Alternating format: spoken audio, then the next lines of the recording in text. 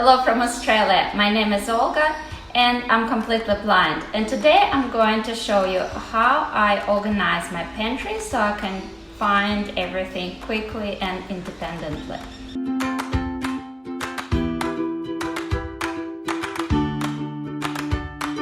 In a nutshell, I use a lot of containers, Braille labels and dividers. Here is the device that I use to label my items in the pantry. It's called Braille Labeler and you can get it from any blind specialty shops. So how I do it is it has Braille alphabet and a sticky tape inside, pretty firm one. So I need to label self-raising flour, so I look for letter S, and then E,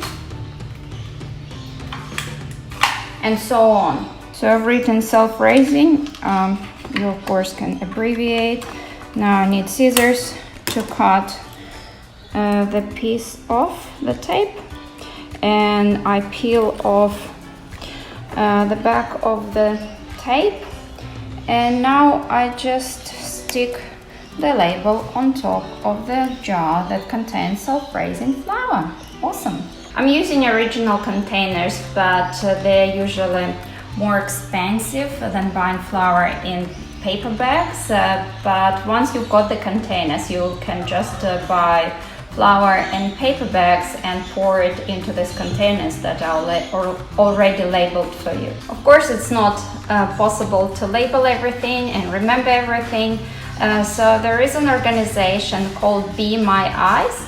It's a volunteer organization that you can call anytime, and a sighted volunteer using camera of your phone would look at an object you're unsure about and tell you what it is, or read the recipe, or if talking about area of life, not kitchen, not cooking, will help you with that as well. Let's have a quick look at one of the drawers where I keep my tins.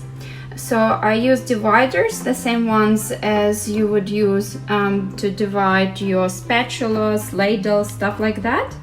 And I label each section correspondingly. I take one divider out so we can have a closer look. For example, in this section I have tomatoes. By the way, I put my Braille labels upside down so I can easily read them when I pull my drawer out. So second section is coconut cream, and the third one is baked beans. And of course I've got more dividers like that with other products. And the cool thing about stocking your tins like this is that when you buy new tins, you put them at the back, and when you use a tin, you take it from the front. This way you always use the oldest ones and put at the back the newest ones. Here is my rice. So in the top container I have basmati rice, white rice, that's how I labeled it, and at the bottom brown rice.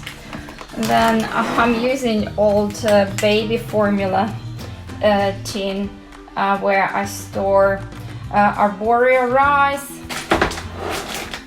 and behind there is couscous also in a formula tin. So really you can use whatever containers you've got. The huge advantage of keeping your rice in containers is that when you need to measure some, you don't struggle with the bags, pouring it all over the place, but you easily put your measuring cup in and measure as much as you need. I find transferring salt into containers to be especially convenient because when you're cooking blind and trying to put some salt, table salt in from a shaker, you have no idea how much you're actually putting in. Well, that's just my experience. Whereas if the salt is transferred to a container, you can take a pinch and there you go. Of course, for salads I do use a grinder with sea salt, but it's easy. I use the same dividers as I use for my tins for different bottles like oil or ice cream toppings or vinegar. And the reason for it is that that way they are not all over the place. I can also know which one is older, which one is newer.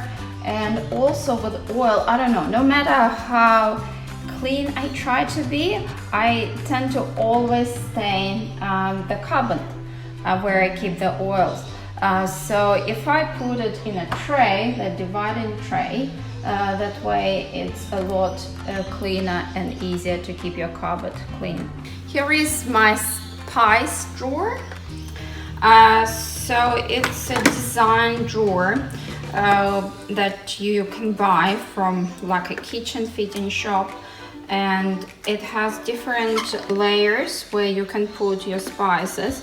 So I organize my spices in particular order. So the top layer would be something I would use for baking, like cinnamon and clove, nutmeg.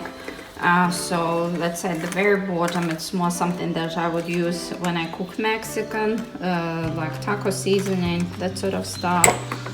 Just above it, it's something that I would more likely to use when I make Indian, like turmeric or garam masala. I hope you learned something from this video and enjoyed it. I hope you can organize your pantry now better and find things easily. And I wish you good luck with your cooking, and I see you later, guys.